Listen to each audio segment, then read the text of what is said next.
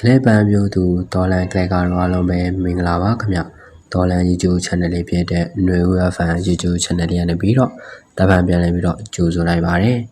General Tini Maro Clegaro Pianabiro Now Pitoagina Ligaro Searo Ashen Sanariga Shepar Midoya Puzu Yidara Mutare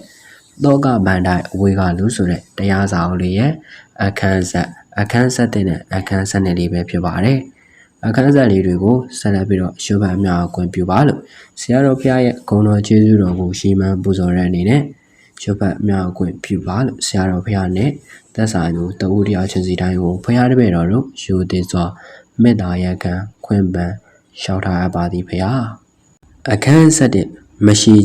Chanda and I never miss of Yashima to Biola Chatuna Pian Tuma by some Muramishi Chana Jambo, by some Mugaro, Konamushi Adro, by some Mumishi Chanagale, Konamushi, Bonaji, the man no build the light shining alumno dog are pipi says any yare, say Bulaniare, Nama Biasia, no other Kamamishi Jamlo, Bado Kamamishi, Emedama say Chananide, Emedama say Ye anywhere, Tagaro, Noa Surapama by Simon Badalo, Mashi Chana. Bonaji, the man naming out to Ribiana, Bojani, and Nangin Shilo, Dogare Piniare, says any yare, say Bulaniare, Namajor of Boja, the Nangin at the Kima Mishita Jamlo, Badoga Mamishi, and Emedama say Chanare, Emedama say go Nire, Tagale, Nangis red to the by Simuna Badalu, Machine Chana. Bonaji, the majority down Johnny, as a Vegishilo, Dogare Piniare, says any yare, say do Bulaniare. Namara Bazabaji Mamishi Jamlo, Badoga Mamishi, and Emedama say Chananiare, Emedama say Niare, Tagaro Sabaji Sura Tadia by Samuye, Machijin Chana, Bonaji, Dema, Conalala, then she Melo Alumlo, Jaburi, and down Johnny, Ayakin Shilo, Dogare Pibi says Niare, say do Bulaniare, Namaro, Jaburi, down Johnny, Ayakin Mishi Jamlo, Badoga Mamishi, Emedama say Chananiabare, Emedama say Go Niabare. Tagale Aya so the Srota by Simona Badada, Machine Chana,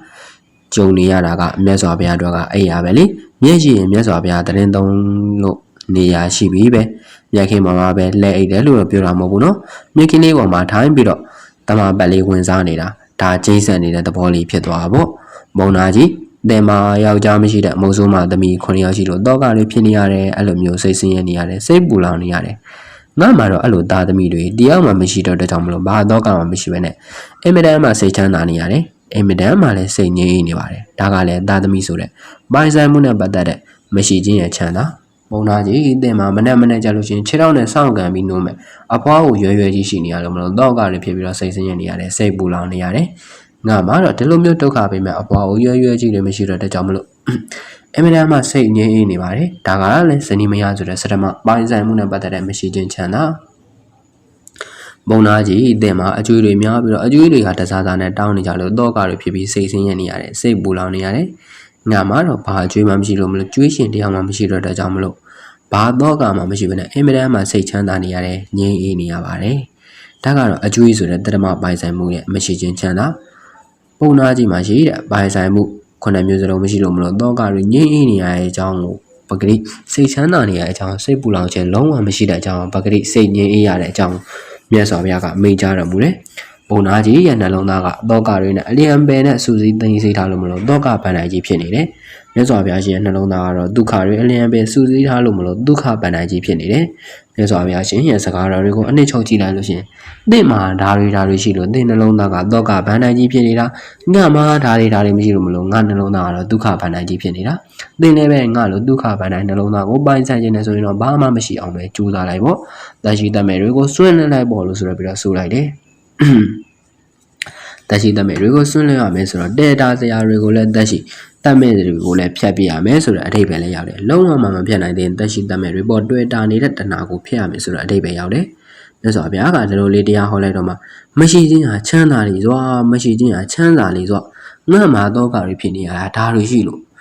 Dia mu dia Mammy Jamlo dia and chana like that Bonadia let down with Garia. Doga Panajibo and your young chin say you let people like your Mesavia, she mamma, you hand you went down, Mary. That's all Biashing, I let you hand you can be like Mary. Okay, Doga Panajiga. She hand ye Pietro Vivia. A cancer. ကျွေးဆက်ပြီး၍အေးချမ်းပါစေ။ဒါလို့ဆိုတော့ဘူသူရာရှိတဲ့ပုဂ္ဂိုလ်တွေမှာတွေးမှာပေါ့။ဟာသူ့မှာလောက်အကျွေးတွေများနေတာဘယ်လိုလုပ်ပြီးရဟန်းပြုပေးရမှာလဲလို့နော်။သိဝင်တဲ့အခါမှာယဟန်လောင်းကိုကျွေးကင်းရလားလို့မေးကြတယ်။ကျွေးရှိလို့ချင်းယဟန်တက်ပြီးလို့မရတော့ဘူး။ဦးဇင်းတော်မဟာကဏ္ဍယုံကျောင်းထဲမှာလည်းယဟန်ကိစ္စတစ်ခုကြုံရတယ်။ခေတ္တယဟန်ကံပါပဲ။တန်ဃာတော်တွေရဲ့ကိုတော်စားတစ်ပါးကမေးတာပေါ့။မိကိုနေတဲ့မှာကျွေးကင်းရလားဆိုတာလည်းပါတယ်။ကျွေးကင်းသူဖြစ်ရလားလို့မေးလို့ရှိရင်ကျွေးကင်းသူဖြစ်ပါတယ်ဗျာလို့မေးဖြေရမှာနော်။အဲ့ဒီယဟန်လောင်းလေးတကားလေးတယောက်ကတော့ကျွေးရှိပါတယ်ဗျာလို့ဖြေတယ်။ကဲဘုန်းကြီးတွေဒုက္ခရောက်နေတော့ပေါ့။ကံမောကဆက်ဖက်လို့မရတော့ဘူးတပည့်တော်အကျွေးရှိပါရဲ့ဗျာလို့ဖြေလိုက်တော့ကြောင့်ဘုန်းကြီးတွေကဘသူစီမှာရှိရတော့ဆိုပြီးဆက်မိရတယ်။ဗျာတပည့်တော်ရဲ့အဖေနဲ့အမေစီမှာရှိတာပါဗျာဆိုတော့ပြောကဲအဲ့တော့မိဘဖြစ်တဲ့ဒကာကြီးဒကာမကြီးတွေတိမ်ထဲမှာတိမ်စင်းလောင်းမှုဆိုတော့ပြီးတော့စောင့်နေကြတာဆိုတော့ဘုန်းကြီးတွေကဒကာကြီးဒကာမကြီးတွေဒီယဟန်လောင်းလေးကတော့ကျွေးရှိနေလို့လေကျွေးရှိနေတော့ယဟန်မဖြစ်နိုင်ဘူးဘာလို့လောက်ကြမလို့လှမ်းမိလိုက်တယ်မိဘတွေကလည်းတပည့်တော်ရဲ့သားရဲ့ကျွေးကိုလျှော်လိုက်ပါမယ်ဗျာဆိုတော့အဲ့ဒါမှပဲကံမဝါဆက်ဖက်လို့ရတယ်ကဲဒါကလည်းတော်တော်လဲတဲ့သားနော်တိမ်ထဲမှာကျွေးရှိပါတယ်ဗျာဆိုပြီးတော့ပေးပြီးတော့ခံတာနော်ကျွေးမရှိပါဘူးလို့လုံးဝမပြောဘူးတပည့်တော်မှမိဘကိုအကျွေးတွေဆက်စရာရှိနေတယ်လို့ပြောတာတော့မိဘကလည်းအဲ့ဒီကျွေးတွေကိုမယူတော့ပါဘူးဗျာလို့ပြောရတယ်ဒါတော့အမေဂတိတီပါစေနော်လို့ဆိုရင်ပြောပြအောင်ပြောလိုက်သေးတယ်ကဲခေတ္တဘဝယဟန်ဘဝကလည်းထွက်လဲလာရောအကျွေးလဲဆက်စရာမလိုတော့ဘူးဘယ်တော့ဟန်ကြလိုက်တို့နော်တကယ်လို့ဆက်ခိုင်းလို့ရှိရင်လန်အားတွေကတတ်သိရှိနေလေတော်တော်လေးကိုလဲတဲ့တခါလေးနော်ညံကြီးရှင်လို့ပြောရမယ်ကဲကျွေးရှိနေလို့ရှိရင်ယဟန်ကန်လို့မရဘူးဒါပေမဲ့အဲ့ဒီကျွေးကိုဆက်ဖို့တာဝန်ယူမဲ့လို့ရှိရင်တော့လည်းရပါတယ်ကျွေးဆက်ဖို့တခြားလူကတာဝန်မခံရင်တော့မှကိုတိုင်းကတာဝန်ခံထားတယ်ဆိုရင်တော့ရပါတယ်ဘုံနာကြီးကကျွေးတွေအများကြီးရှိနေတော့မြတ်စွာဘုရားရှင်ကိုယ်တိုင်ပဲအာမခံပေးလိုက်ပါတော့တယ်ငါဘုရားပဲဒီကျွေးတွေကိုကင်းအောင်အာမခံပေးမယ်ဆိုတော့ပြီးတော့ယဟန်ပြုပေးလိုက်တယ်နောက်တနေ့ကျတော့အဲ့ဒီယဟန်တော်ကိုခေါ်ဆောင်ပြီးတော့ကောသလမင်းကြီးရဲ့နန်းတော်ကိုကြွသွားပါလေရောနန်းတော်ရောက်တော့ကောသလမင်းကြီးကယာကုကိုကတ်တယ်သူတို့ခက်ကထုံးစံတိုင်းပဲစွမ်းငံထွက်ရင်ယာကုကိုအရင်ကတ်တာယာကုလေးဖုံးပေးပြီးတော့ဝမ်းမီလေးပါလေးငိမ့်သက်သွားပြီဆိုတော့မှခဲပွဲလေးပါလေးကတ်သေးတယ်ပြီးတော့မှပဲစွမ်းလောင်းတာနော်အိမ်မှာပြင်ပြီးတော့စွန့်ကတ်ရင်ပထမအဆုံးယာကုကတ်တယ်ပြီးမှခဲပွဲကတ်တယ်နောက်ဆုံးမှကျတော့မှစွန့်ကတ်တယ်ဒါဗုဒ္ဓလက်ထက်တော်ကလေးကစွန့်လောင်းတဲ့နီးစွန့်ကတ်တဲ့နီးဘဟုတုတပြင်မှတ်ထားမယ်နော်တကယ်လက်တွေ့ကျင့်သုံးမယ်ဆိုလို့ရှိရင်တော့တန်ဃာတော်များရဲ့ကျမ်းမာရေးတော့လည်းကောင်းတာပေါ့ယာကုဆိုတာတော့ခုခေတ်တော့စံပြုတ်ပါစံပြုတ်လေးကိုအရင်ဖုံးပေးပြီးတော့မှတစ်သီးလေးတွေအစိစံလေးတွေခဲပွဲဖြစ်ဖုံးပေးပြီးမှစွန့်ဖုံးဒီအစီအစဉ်ကတော့ကျမ်းမာရေးတော့အထူးကောင်းမွန်တဲ့ဖုံးပေးတဲ့အစီအစဉ်လေးပါပဲခုချိန်ဒီခင်မီနေတဲ့အစားအသောက်စနစ်လို့ပြောလို့ရတယ်ခုခေတ်မှာတစ်သီးဖြောရေးတော့မို့စွပ်ပြုတ်လေးတစ်ခုခုအရင်တော့ပြီးမှတစ်သီးလေးစားပြီးမှထမင်းစားဆိုတဲ့အစားအသောက်စနစ်ကလည်းခက်စားနေကိုလေးချင်းလျှော့ကြတယ်ကျမ်းမာရေးလည်းအထူးကောင်းတယ်လို့ဆိုပါတယ်တကယ်တော့ဖယားရှင်လက်ထက်ကလေးရှိပြီးသားစနစ်ပါပဲအဲ့တော့ကောသလမင်းကြီးကမြတ်စွာဘုရားကိုယာကုအရင်ကတ်တယ်တပိတ်တဲကိုယာကုလောင်းမလုပ်တယ်မြတ်စွာဘုရားကယာကုလောင်းတဲ့တော့လက်မခံလို့တဲ့ပုံစံနဲ့တပိတ်ကိုလက်နဲ့အုပ်ပြီးတော့ပိတ်ထားလိုက်တယ်လုံးဝဖွင့်မပေးဘူးယာကုလောင်းထည့်လို့မရဘူးအဲ့ဒီမှာကောသလမင်းကြီးကအံ့ဩသွားပြီးတော့မြတ်စွာဘုရားဖယားတပိတ်တော်မှာဘာအပြစ်များရှိနေလို့လဲဘုရားဘာဖြစ်လို့မရတပိတ်တော်ရဲ့ယာကုကိုအလိုမခံတာလဲဘုရားဆိုပြီးကဲတကားတော့မင်းကြီးမှာဘာအပြစ်မှမရှိဘူးငါဘုရားမှာဒါဗလိဘောဓလို့ခေါ်တဲ့ကြောက်ကြမှုအနောက်ရက်တစ်ခုရှိလို့ယာကုကိုအလိုမခံတာပါအော်မြတ်စွာဘုရားရဲ့ဖယားတပည့်တော်ရဲ့ယာကုကိုအလိုမခံလိုက်ုံနဲ့ကြောင်းကြမှုအနောက်ရှက်တွေကကင်းသွားမှာမဟုတ်တာဗျာဒီတော့ဖယားတပည့်တော်ရဲ့ယာကုဆုံးကိုအရင်လူခံမှာပြီးမှမြတ်စွာဘုရားမှာရှိနေတဲ့ကြောင်းကြမှုအနောက်ရှက်တွေကိုဖယားတပည့်တော်တာဝန်ယူဖြည့်ရှင်းပါမယ်ဗျာဆိုတော့ကဲကောသလမင်းကြီးကဗလိဘောဓလို့ခေါ်တဲ့ကြောင်းကြမှုအနောက်ရှက်တွေကိုဖြည့်ရှင်းပေးဖို့အာမခံတာဝန်ယူလိုက်ပြီဆိုတော့မှပဲမြတ်စွာဘုရားကယာကုဆုံးကိုအလူခံတော်မူတယ်မြတ်စွာဘုရားကယာကုဆုံးကိုလောင်းလူပြီးတာနဲ့အဖို့ပါလာတဲ့ဘဟုဒီရတလို့ဆိုရဲယဟန်တော်ကိုလည်းကောသလမင်းကြီးကယာကုစွန်းလောင်းတယ်မြတ်စွာဘုရားကလည်းယာကုစွန်းဖုံးပေးဘဟုဒီရတကလည်း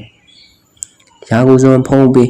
အဲ့လိုမျိုးဖုံးပေးပြီးတော့ညမှာကောသလမင်းကြီးကလျှောက်တယ်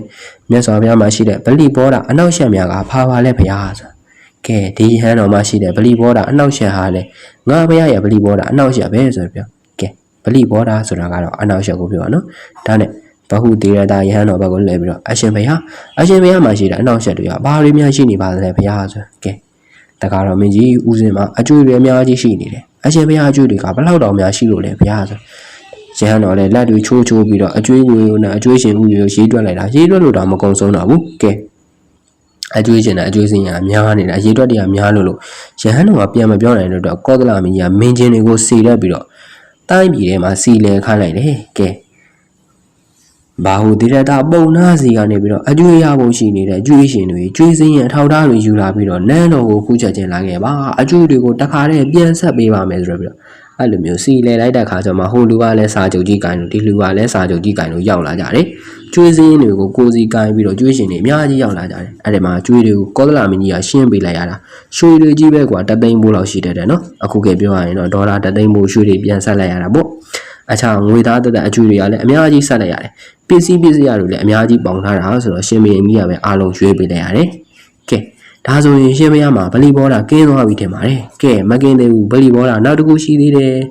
အရှင်မရရဲ့ဗလီဘောတာကပါလဲဆိုတော့မိုးစိုးမှာသမီးမိုးစိုးမှာဖြစ်နေတဲ့သမီး9ယောက်ရှိတယ်တဲ့အဲ့ဒီသမီး9ယောက်ကိုသွားခေါ်ဆိုတော့နန်းတော်ကိုခေါ်ခိုင်းလိုက်တယ်သမီး9ယောက်ရဲ့ဆွေမျိုးတွေသူတို့တည်ဆုံသွားတဲ့လင်ယောက်ျားတွေရဲ့ဆွေမျိုးတွေအပ်လိုက်တယ်သင်တို့ပဲစောင့်ရှောက်ကြပါဆိုတော့စောင့်ရှောက်နိုင်ဖို့တော့လည်းရွှေတွေငွေတွေပေးလိုက်တာပေါ့မင်းရဲ့အမိန်ဆိုတော့လေအားလုံးကလက်ခံရတော့တာပဲရွှေငွေတွေကလည်းအများကြီးဆိုတော့လက်ခံတာပေါ့သမီး9ယောက်ရဲ့ပြဿနာလည်းအေးတော့အရှင်မရနောက်ထပ်ဗလီဘောတာရှိသေးသလားဗျာရှိသေးတယ်တဘောလုံးလက်တွဲလာခဲ့တယ်ဘောကလက်တွဲဘောပုံနေမှာကြီးရှိသေးတယ်တရေမာကြီးလို့သူချင်းမွန်ခဲ့တဲ့ပုံနေမှာကြီးကိုလည်းနန်းတော်ရဲ့ခေါ်ပြီးတော့အဖွားအရာမှာထားပြီးတော့ပြုစုဆောင်ရှောက်ဖို့တာဝန်ယူလိုက်တယ်အရှင်မရနောက်ထပ်ဗလီဘောတာရှိပါသေးသလားဆိုတော့မရှိတော့ပါဘူးတခါတော့မင်းကြီးရဲ့ဆိုကဲအဲ့ဒီတော့မှာပဲဘာဟုတည်တဲ့ဒါယဟန်တော်လဲယဟန်ဘွားမှာစိတ်နှောက်ရှက်ကင်းကင်းနဲ့လွတ်လက်လက်နဲ့နေခွင့်ရလာတော့တယ်ဘုဒ္ဓတည်တဲ့ဒါယဟန်တော်ရဲ့အနောက်ရှက်ဗလီဘောဓာတွေမှန်သမျှကိုစိတ်ကျဉ်နဲ့လောက်အောင်ဖယ်ရှားပေးပြီးသွားတဲ့အခါမှာကောသလမင်းကြီးကဆက်လျှောက်တယ်ရှင်ဘုရားအရှင်ဘုရားရဲ့ယဟန်အဖြစ်အားဘုရားတပည့်တော်ရဲ့ပြည်စည်းပါဗျာဘုရားတပည့်တော်ကြောင့်အရှင်ဘုရားယဟန်ပြုခွင့်ရအောင်မလို့အရှင်ဘုရားယဟန်ဘွားမှာဘုရားတပည့်တော်ပိုင်ဆိုင်တဲ့အရာတခုလို့ပြောလို့ရပါတယ်ဒါတော့ရှေ့ဆက်ပြီးတော့ဘုရားတပည့်တော်ကပဲအရှင်ဘုရားကိုပြည်စည်းလေးပါဆက်လက်ထောက်ပံ့ပေးသွားမယ်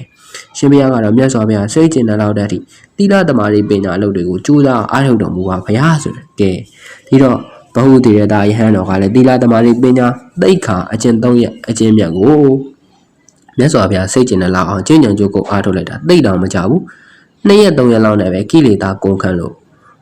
ကိလေသာအာတဝေါတွေကုန်ခန့်လို့ယဟန်တာဖြစ်သွားတယ်လူစင်းရဲဆိုတော့ပြီးတော့သွားထင်သိလို့မရအောင်နော်လောကဥစ္စာနဲ့ဓမ္မဥစ္စာဆိုတာတခြားစီပဲအဖိုးကြီးဆိုပြီးသွားထင်မသိနဲ့နော်